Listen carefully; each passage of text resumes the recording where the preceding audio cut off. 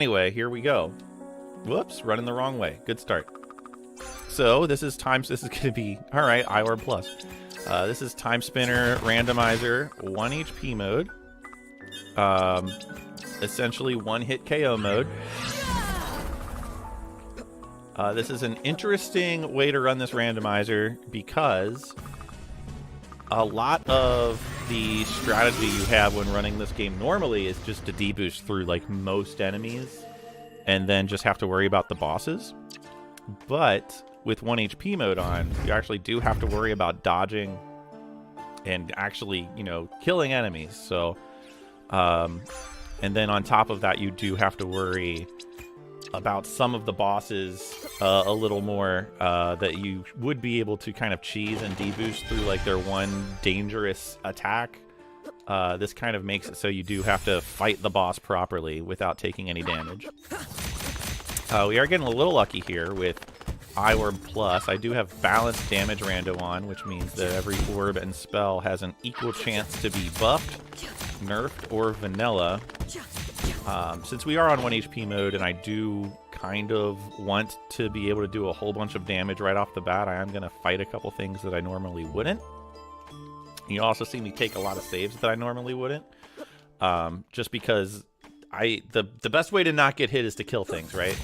You're going to see me be incredibly careful around these rats. Anybody who plays one-hit KO on this randomizer knows that the rats are like the true final boss of this mode because they move. They kind of duck below a lot of the orbs. They move. Sometimes they jump. Sometimes they don't. They're small targets.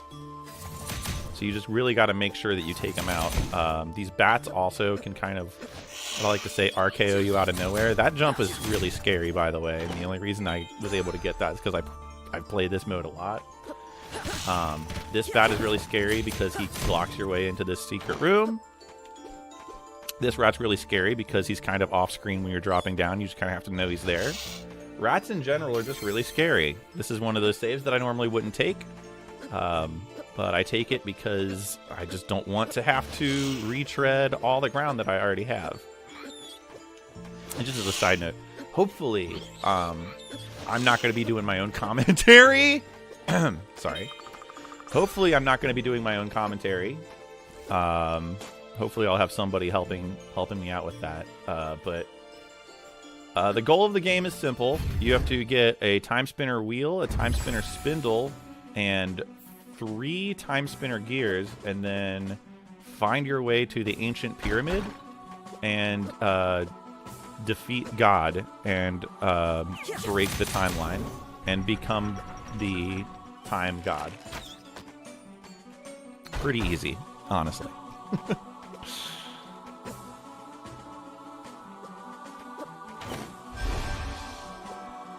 I am playing with a flag called Unchained Keys, which means you do start with the game's fast travel, but you have to unlock the warps that get you to the different eras of this game.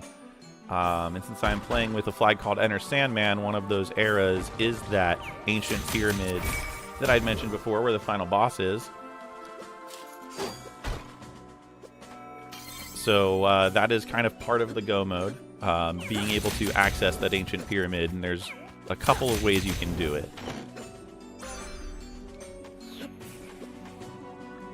In terms of our damage, we actually have a pretty good thing going here. We have this Frozen Spires, which we had a little bit bad luck with the damage there.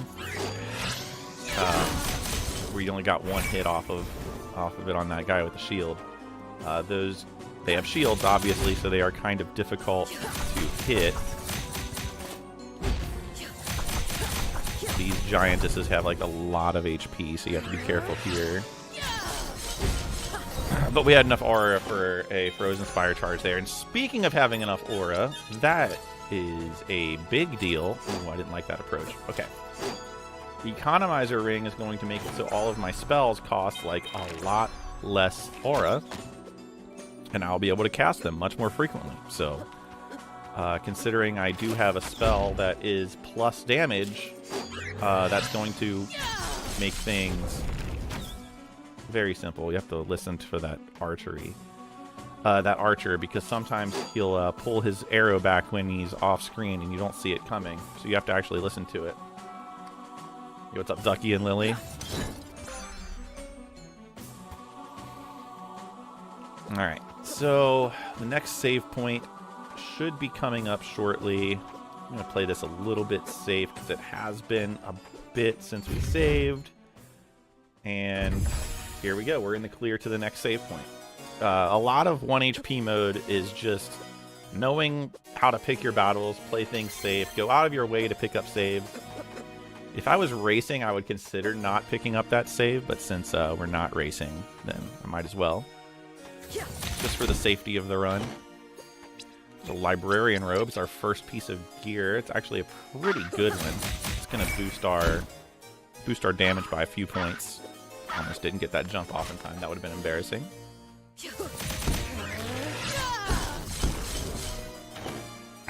Okay, so we have a pyramid key that will give us access to the ancient pyramid. We don't obviously have go mode right now, so not really something we want to do with our limited levels in gear.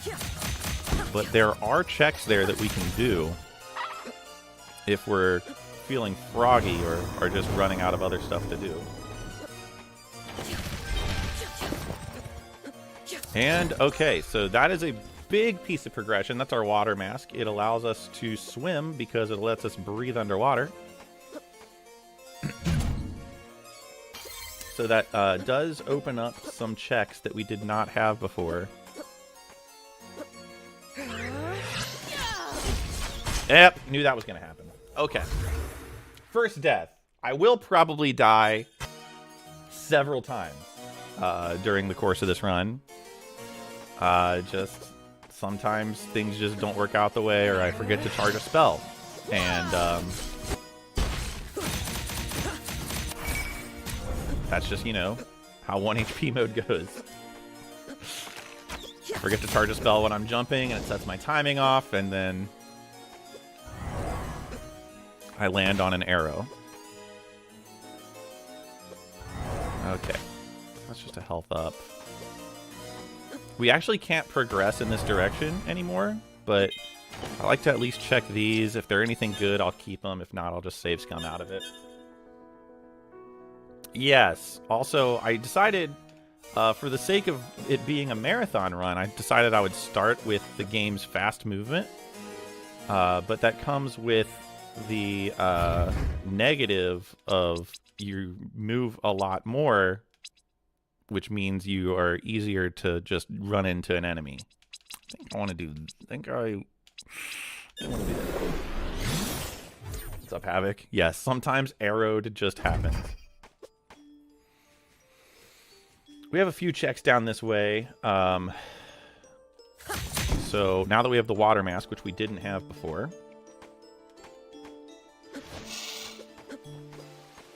If anybody hasn't had a chance to try out Time Spinner Randomizer, the movement is as awesome as it looks. Captain's Cap is a big deal. Damage went from 11 to 16 on that Captain's Cap pickup. That's gigantic. Alright, we're going to pick up this save point again.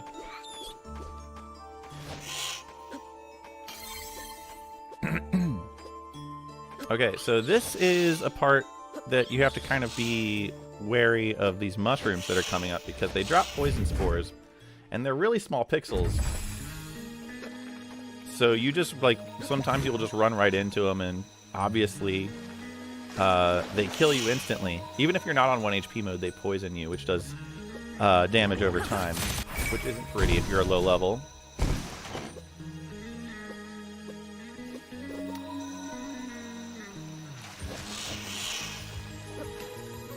Here's those mushrooms. We fortunately have a lot of damage, so... Whoa, jeez! Okay. You know what? We're fine. We got out of it. The other part of those spores, waiting for them to go away, those slimes will sometimes act a little bit erratically. And they'll fall down on your head. And They're harder than it looks to bait them into dropping when you want them to. And so sometimes they'll drop when you definitely don't want them to. We know that's a minus. The arm cannon goes with that economizer ring that we picked up earlier. And since the economizer ring was nerfed, we know that the arm cannon is also nerfed.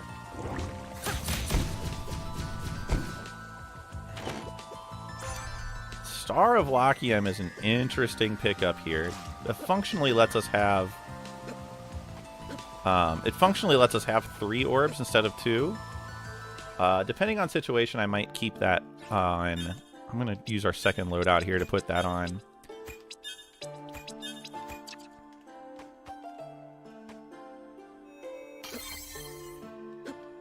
And now that we've cleared that area out, we might as well just go to the Lake Serene area, which is home to my favorite music in the game. So enjoy. Ooh, wow, almost jumped right down onto that bird. Okay. This guy you got to watch out for because he's got poison spores as well. Got to make sure they clear the air before you make that jump. All right, here's another sort of tricky part. This bat's going to like drop right down on my head. You kind of have to see what his trajectory is and either go, there's the rats. All right, death number 2.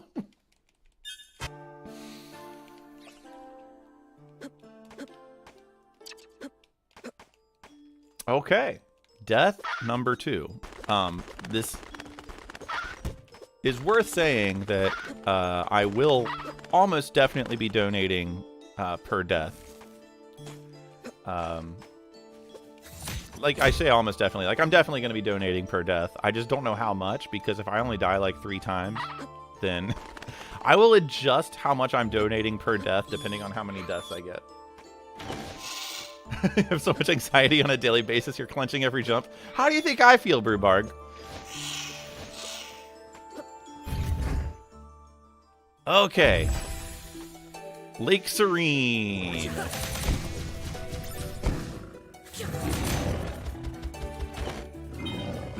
Oh, get away from me, eel. Eels are another really, really scary enemy in 1 HP mode. They have a habit of just popping out of the walls at the most inopportune moments. Could donate on a sliding scale? Yeah, I could, but I would rather not announce that scale and just mentally do it. So I don't feel like... Oh, he didn't go up. All right, we're good. So I don't feel like a cheapskate for like, oh, I'm going to donate $20 per death. And then I die like 20 times. I'm like, well... Okay, so since we have a lot of damage, what we're going to do is we're going to go do this boss fight that was added thanks to a donation incentive, and we're just going to exit right out of it because I just don't want to fight that boss right now. That is Ravenlord. That is the hardest enemy in the game. I'm going to wait until I have more ways to move vertically than I do right now. Which, ooh. Another thing we're saying is that I said these eels will just pop out of the walls. Usually when I come over here, I like to have double jump or time stop so I can go the top route and then just sneak through this area backwards after I've gotten some more items. But, oh, Zarian's Cave entrance. Okay. So we do have our access to the present now, the present era. We've been playing so far in just the past so far. Good job, this is where I die. Nope. Okay, cool. The eel didn't mess with me that time. What we're really looking for here, and the most valuable item, I think, in 1 HP mode is the time spinner wheel. It lets you stop time, which stops almost every enemy in the game. Just try not to die to these eels real quick. Healing items are not going to help me, obviously. We're just going to go ahead and cast those frozen spires and kill that eel before he can kill me. We are home free to another save point. Oh, like that kind of sliding scale. $20 for the first 10 deaths. I'm not going to die. If I die like more than 15 times, then that's not great. Especially since Last time we played 1 HP mode, the race with Waffle, that 1 HP mode was still kind of new. Oh boy, get away from me. All right. 1 HP mode was still kind of new. We both have a lot more experience on it now, and so, like for instance, we realize that the flies up there don't follow you if you're in the water, so you just stay in the water. All right. Sometimes you just get Ravenlord with no vertical, right? Okay.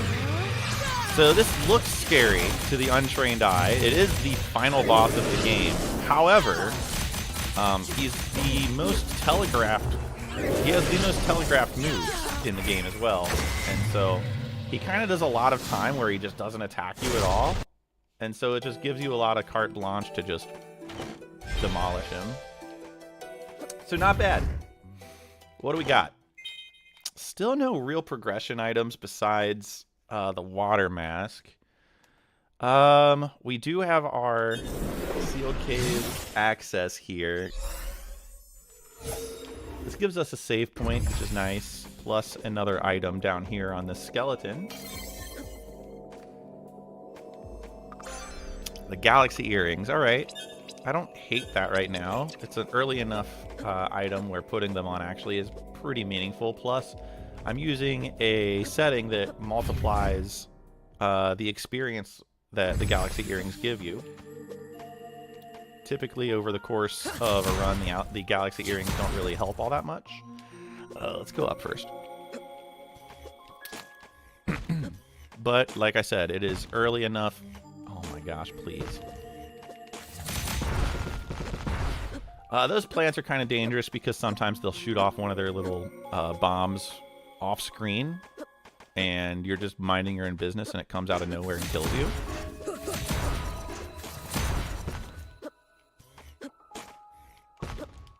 Just trying to be very careful. Catch it on a cycle where it's not throwing a bomb like that.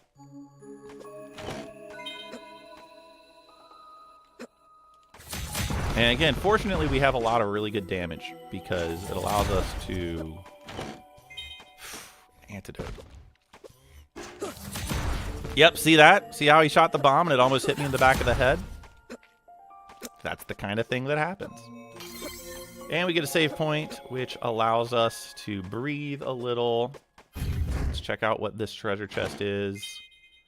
Sand vial. Sand is what you use when you stop time. Like you have HP, which is your health. You have aura, which is like your MP. Lets you cast spells. And then there's a third resource called sand, which is used up when you're stopping time. When your sand runs out, you can't stop time anymore.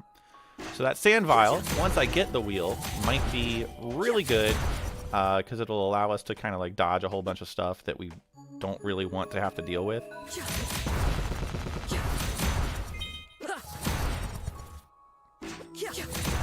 We are, unfortunately, thanks to having no time stop and no vertical, going to have to leave behind a whole bunch of checks, which I don't love.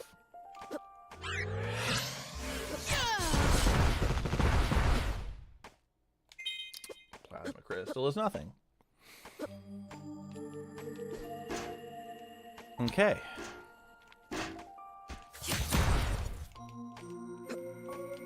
Jump has a little bit of tight timing, but 2 tries isn't bad. Okay, if I fall down below there, there's spikes that will one-shot me, so definitely don't want to die there. These enemies are a little tricky because if you dash forward too quickly after you kill them, ooh, that Empire Crown is big. They still have like lingering electric shocks from their attack that will just kill you. Empire Crown, in terms of damage per second, is the best helmet in the game, so pretty excited that we got that. Having pretty decent luck with gear early in the seed. Jump down here, dude. Thank you.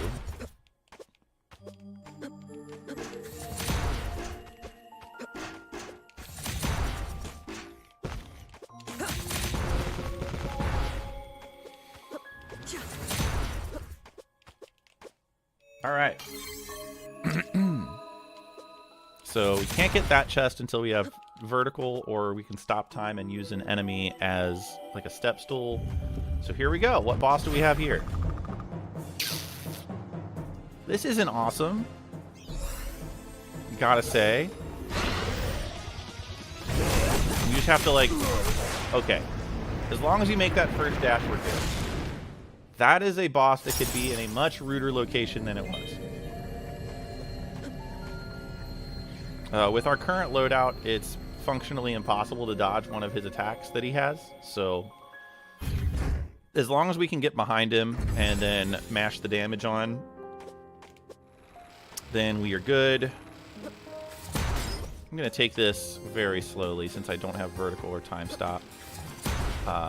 These little copters have a habit of getting right in your jump arc, so I'm going to make sure they die.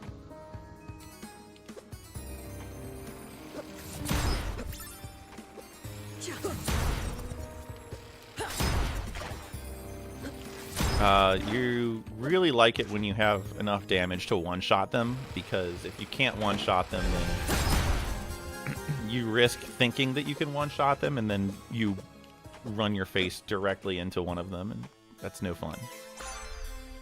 There's a pendulum, a decent item if you're not on 1 HP mode. It stops you from getting poisoned, but unfortunately anything that would poison me would automatically kill me, so really don't have to worry about most status ailments.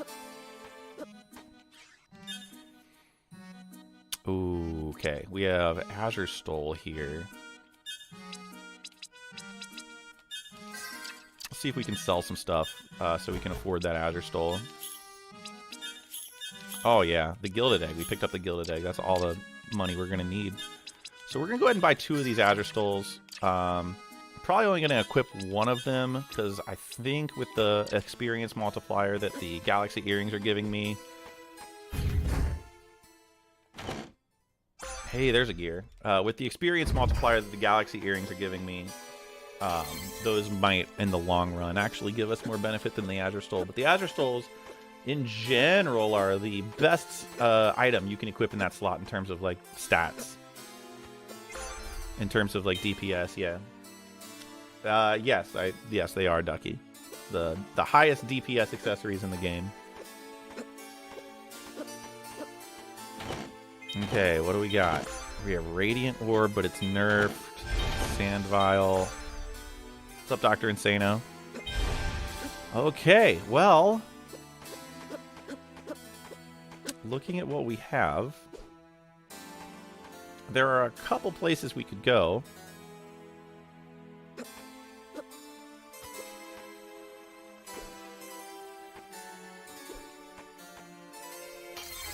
You did more today? Gosh. What we're going to do is we're actually going to go right to the Temporal Gyre. This takes us to the end game, pretty much. But there is one chest we can get here that we don't have to worry about fighting any enemies. So we're going to go ahead and snag that. Since we did buy those warp shards, those allow us to go back to whatever the last portal we used is. So... yeah, we're gonna go ahead and do it. This is colloquially named the Why Not It's Right There chest. It has a security keycard in it, which is not bad. So let's get out of here. We can't use that security keycard right now, but that might be handy later. And unfortunately, this is kind of like the only place we can go now. I say unfortunately because it is going to cause us to have to double dip this place, because because of our lack of verticality, we don't have access to all of the checks in this dungeon. So, fun fact, you see those platforms in that water down below, right above these spikes? These were added to the randomizer after the fact, specifically because of 1 HP mode. There is some instances where if you don't have dash or double jump or anything, there were some instances of items being in logic. where you would have to damage boost over these spikes, but obviously you can't damage boost if you only have 1 HP. So those were added after the fact. Didn't really affect most runs, but there is an outside shot that it could actually happen. So there's an item up there we can't get because we don't have any verticality, which is a bummer. So hopefully we don't have to double back and get that. Or if we do have to double back, it's because we get verticality, like, right here. Darn. Right here. Darn. That is our first fire item, though. Which is interesting. Since that is our first fire item, there are some vines that are in the past that if you hit them with fire damage, it will burn them. And then in the present, they go away. And it'll allow you to access other items. So, this room is not great. Yep, almost died. We're good.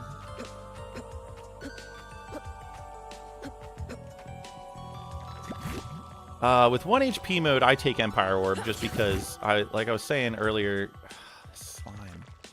How do you want to move, dude? Okay. Just gotta kill you. Gotta take this room slow. Lab Coat is gonna be our best armor for DPS yet, so we're gonna put that on. Empire Orb is actually longer range than probably like half the orbs in the game. Anything that's just an orb that you swing with is going to be shorter range. Alright, so up on top of this wall is 4 more checks that we can't do because we don't have vertical movement. That's Merchant Crow. That's an item that leads to an optional boss that might come into play later in the seed.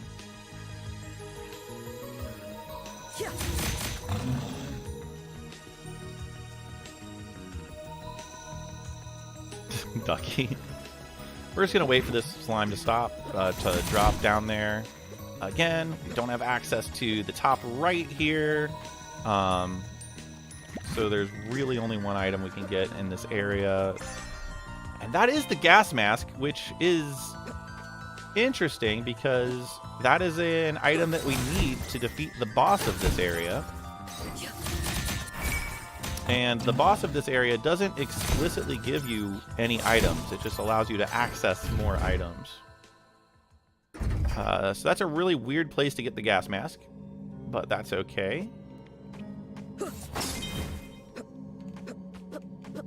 There is a save point right here.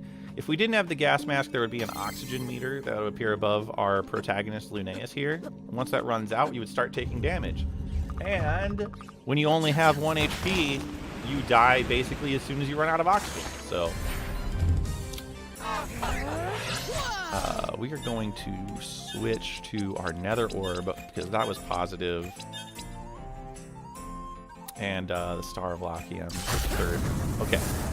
So here we go. Just gonna try and bait this boss. Okay. So this gets scary because there's a saw blade. You kind of just have the time to jump. And he's dead. We have a lot of DPS right now. Like an abnormally high amount of DPS in this run at this moment.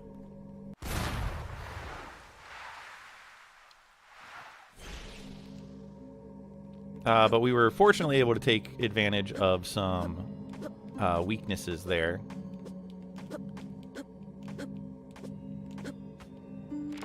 Fire your arrow, thank you. The first phase of that is weak to ice, which was what spell we had, and the second phase of that is weak to blunt. Oh my gosh, grab the edge, thank you.